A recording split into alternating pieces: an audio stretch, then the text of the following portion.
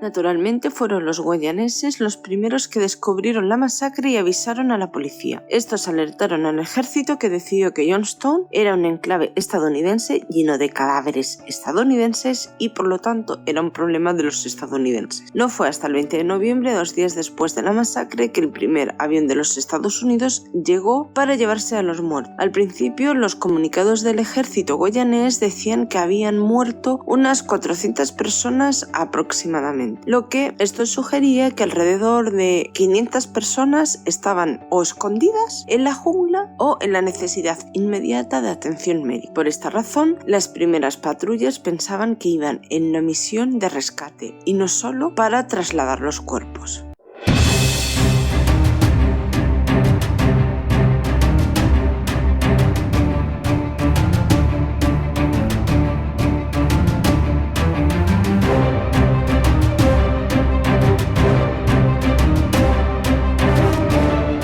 Hola a todos y bienvenidos a Lunas Tenebrosas. Hoy vengo a hablar de Johnstown, un terrible lugar que se creó para llevar allí a la secta liderada por Jim Jones y donde posteriormente mataron a 5 personas que habían ido allí a investigar lo que allí sucedía y donde se llegaron a suicidar al menos 913 personas pertenecientes a dicha secta. Algo terrible. Este vídeo lo voy a dividir en 2 partes para que sea más fácil y llevadero verlo. Esta sería la segunda parte. Os dejaré la primera parte tanto en la cajita de descripción como en un comentario, como os saldrá por aquí en la pantalla al principio del vídeo, para que podáis irla a ver si no habéis encontrado el vídeo, no lo habéis visto o lo que sea. Si ya venís de la segunda parte, pues indudablemente no le tenéis que dar para ver la primera de nuevo, porque os quedaría ver esta parte. Si os gusta el vídeo, dadle un buen like, comentad lo que os ha parecido y si os gusta el canal, suscribiros. Dicho todo esto, comencemos. Tras haber explicado en el anterior vídeo quién era Jim Jones, haber hablado de la secta y de lo sucedido en Johnstown, ahora toca hablar de lo que sucedió justo después del suicidio masivo. Tras los acontecimientos del día 18 y el primer encuentro de víctimas, el 20 de noviembre de 1978, el Departamento de Estado de los Estados Unidos confirmaba los hechos y cifraba en unos 400 el número de muertos. En San Francisco, familiares de los miembros, dominados por el pánico, asaltaban las comunas de la secta reclamando información sobre el posible fallecimiento de sus hijos o hermanos. El 19 de noviembre por la mañana, David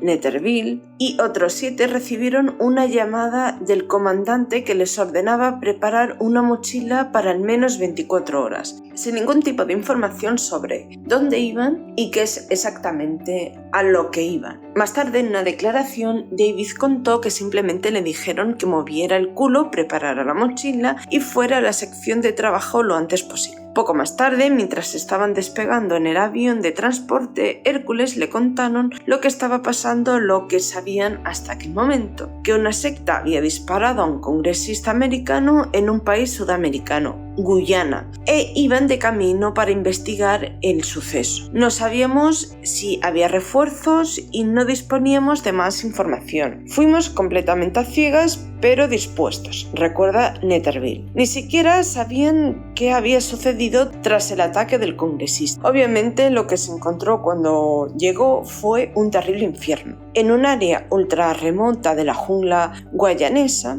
en lo que era Johnstown, el equipo de reconocimiento encontró un pequeño poblado de casitas improvisadas. Amontonados en la hierba había cientos y cientos de cadáveres abotargados en descomposición. El primer recuento fue aproximadamente de 400 cuerpos y ningún superviviente, recuerda. Pero cada día el número crecía porque muchos estaban encima de otros. El comando siguió subiendo la cifra de 400 a 500 y luego a 700. Los primeros intervinientes, como David Netterville, apenas recibieron información de lo que era Johnstown o de lo que allí había sucedido. Solo se encontraron con la tragedia y la terrible labor de tener que llevar los cuerpos sin vidas de todos esos ciudadanos estadounidenses de vuelta al país para poderles dar un entierro digno. Naturalmente, fueron los guayaneses los primeros que descubrieron la masacre. y avisaron a la policía. Esta alertó al ejército, que decidió que Johnstown era un enclave estadounidense lleno de cadáveres estadounidenses y por lo tanto era un problema de los estadounidenses. No fue hasta el 20 de noviembre, 2 días después de la masacre, que el primer avión de los Estados Unidos llegó para llevarse a los muertos. Al principio, los comunicados del ejército guayanés decían que había muerto unas 400 personas aproximadamente, lo que esto sugería que alrededor de 500 estaban escondidas en la jungla o en la necesidad inmediata de atención médica. Por esta razón, las primeras patrullas pensaban que iban a una misión de rescate y no solo para trasladar los cuerpos. Según el médico Jeff Braney, al que enviaron en un principio para administrar antídotos a los supervivientes, en el lugar imperaba un silencio espeluznante, que incluso espantó a los carroñeros. Solo se puede especular sobre la ausencia de buitres y ratoneros, decía Braille en su libro The Ghost of November. Quizás las aves se dieron cuenta de que los hombres, las mujeres y los niños habían muerto por ingerir veneno, pero su ausencia contribuía al surrealismo de la escena. Otro primer interviniente, Wayne Dalton, describe el silencio y la quietud del poblado. Una de las cosas más inquietantes era que todo estaba muerto, los loros en las perchas, el gorila que tenían, los perros, todos muertos. Sin embargo, en todos los testimonios e informes, desde que los agentes del FBI hasta los militares que se encargaron de recoger los muertos y los periodistas que más tarde llegaron para fotografiar el lugar, lo que más destacaba era el hediondo olor que había en el lugar. Con el calor tropical de Guayana, los cadáveres pronto se abotargaron y se llenaron de larva. A los 2 días, muchos de los cuerpos no se podían levantar en bolsas porque se rompían por su propio peso. Para los reclutas, que apenas habían recibido información sobre lo sucedido, transportar 900 cuerpos sin refrigerar desde Guyana hasta San Francisco fue una experiencia terrible y tremendamente traumática, cosa que comprendo perfectamente que fuese así. Vi como el último helicóptero que salió de Johnstown tomaba tierra, escribe Braille, sobre el último vuelo el 23 de noviembre. Me quedé mirando mientras que unos soldados estadounidenses fatigados y estresados comenzaban a recoger los últimos restos. Los movimientos robóticos repetitivos de aquellos hombres y mujeres mientras cogían las bolsas del helicóptero caminaban seguidos de cerca por un tractor y depositaban el cargamento humano. Estaban acentuados por la falta de expresión en las caras, exentas de cualquier tipo de emoción. Los uniformes estaban empapados en fluidos corporales y sudor, con daños irreparables. Sin embargo, sorprendentemente, no todos los miembros de Johnstown habían muerto. Algunos habían conseguido escapar, como Vernon Gosney, un joven de, por aquella época, unos 25 años, que se había marchado unas horas antes de la masacre. Pronto, al igual que el resto del mundo, se enteró por los periódicos de la tragedia que había pasado en Johnstown. Para él, las imágenes capturaban algo más oscuro que se escapaba a la razón, aunque él había vivido ahí y había llegado a participar en los simulacros de suicidios colectivos. Ya sabéis, lo de las noches blancas y todo eso. Un psiquiatra vino a la sala del hospital y me mostró un periódico, comentaba Vernon. Vi las fotos y me derrumbé por completo, no podía creerlo. El nombre de Johnstown ha pasado a la historia e incluso a la cultura popular con bandas como The Brian Johnstown Massacre, aún después de saber los terroríficos hechos allí sucedidos. ¿Qué os ha parecido esta historia? ¿Os ha parecido algo demasiado terrible? ¿Os ha angustiado? ¿Qué os ha parecido? ¿Qué pensáis de lo que allí sucedió? ¿De lo que hizo Jim Jones con sus propios adeptos? No solo por haberles obligado a suicidarse, sino también